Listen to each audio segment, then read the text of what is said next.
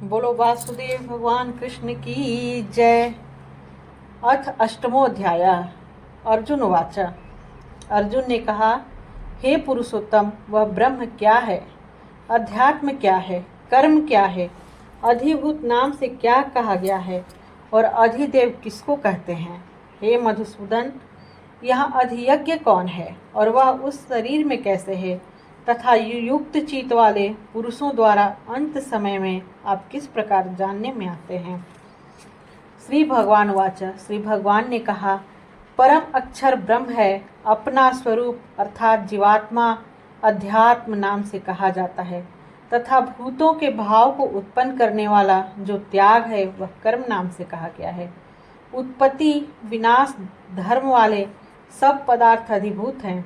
हिरण्यमय पुरुष अधिदैव है। और हे देहधारियों में श्रेष्ठ अर्जुन, इस शरीर में वासुदेव ही अंतर्यामी रूप से अधियज्ञ हो।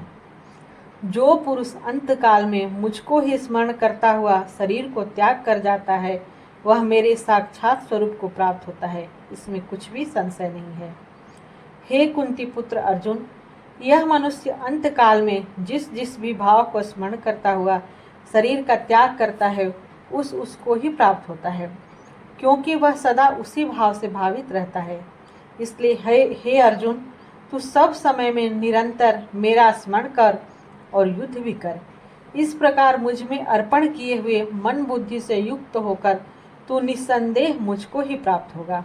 हे पार्थ, यह नियम है कि परमेश्वर के ध्यान के अभ्यास रूप योग से युक्त दूसरी ओर न जानने वाले चित्त से निरंतर चिंतन करता हुआ मनुष्य परम प्रकाश रूप दिव्य पुरुष को अर्थात परमेश्वर को ही प्राप्त होता है। जो पुरुष सर्वज्ञ, अनादि, सबके नियंता, सूक्ष्म से भी अति सूक्ष्म, सबके धारण पोषण करने वाले, अचिंत्य स्वरूप, सूर्य के सदृश नित्य चेतन प्रकाश रूप और अविद्या से अति परे शुद्ध सच्चिदानंदन घन परमेश्वर का स्मरण करता है, वह भक्ति युक्त पुरुष अंतकाल में भी योग बल से भ्रिकुटी के मध्य में प्राण को अच्छी प्रकार स्थापित करके भी फिर निश्चल मन से स्मरण करता हुआ उस दिव्य रूप परम पुरुष परमात्मा को ही प्राप्त होता है। वेद के जानने वाले विद्वान जिस सच्चिदानंदन घन रूप परम पद को अविनाशी कहते हैं, आसक्ति रहित यत्नशील सन्यासी महात्मा जन जिसमें प्रवेश करते हैं और जिस परम पद को चाहने वाले ब्रह्मचारी लोग ब्रह्मचर्य का आचरण करते हैं, उस परम पद को मैं तेरे लिए संक्षेप में कहूँगा।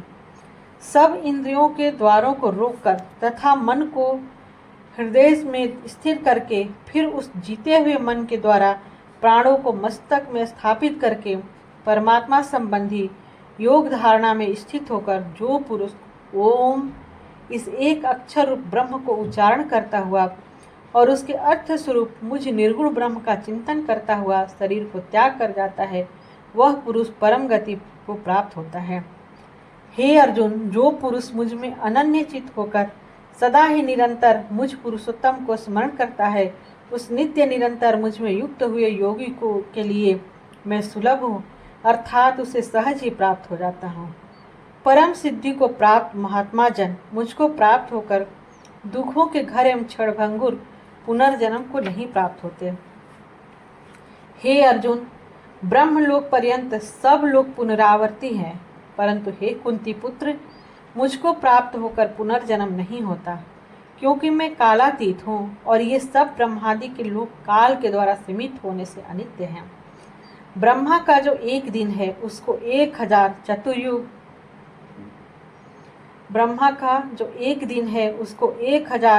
चतुर्युगित की अवधि वाला और रात्रि को भी 1000 चतुर्युगित तक की अवधि वाला जो पुरुष तत्व से जानते हैं, वे योगी जन काल के तत्व को जानने वाले हैं। संपूर्ण चराचर भूतगण ब्रह्मा के दिन के प्रवेश काल में अव्यक्त से अर्थात ब्रह्मा के सूक्ष्म शरीर से उत्पन्न होते हैं और ब्रह्मा की रात्रि के प्रवेश काल में उस अव्यक्त नामक ब्रह्मा के सूक्ष्म शरीर में ही लीन हो जाते हैं। हे पार्थ, वही यह भूत समुदाय उत्पन्न होकर प्रकृति के वश में हुआ रात्रि के प्रवेश काल में लीन होता है और दिन में प्रवेश काल में फिर उत्पन्न होता है।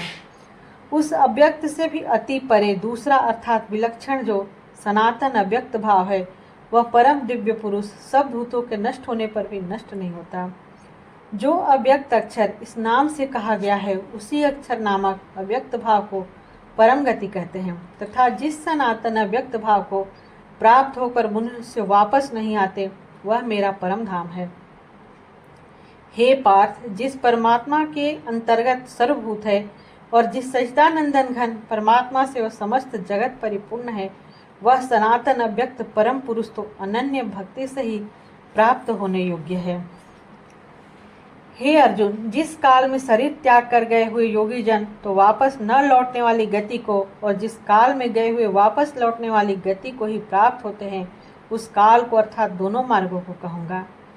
जिस मार्ग में ज्योतिर्मय अग्नि अभिमानी देवता है, दिन का अभिमानी देवता है, शुक्ल पक्ष का अभिमानी देवता है और उत्तरायण के 6 महीनों का अभिमानी देवता है, उस मार्ग में मरकर गए हुए ब्रह्मवेता योगी जन उपयुक्त देवताओं द्वारा क्रम से ले जाए जाकर ब्रह्म को प्राप्त होते हैं।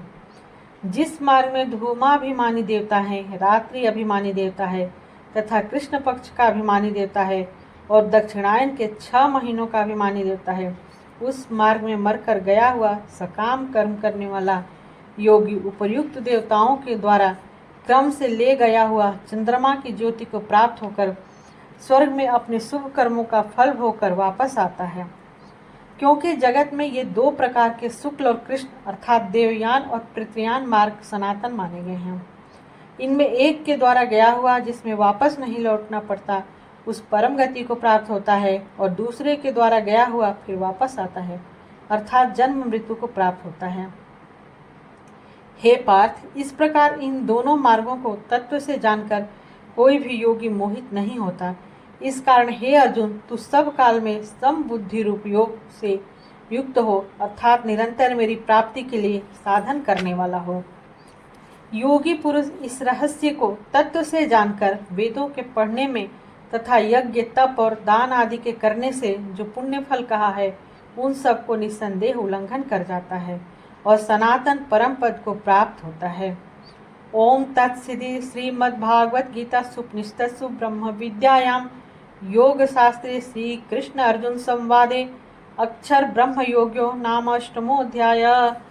बोलो कृष्ण भगवान की जय। वासुदेव श्री कृष्ण की जय।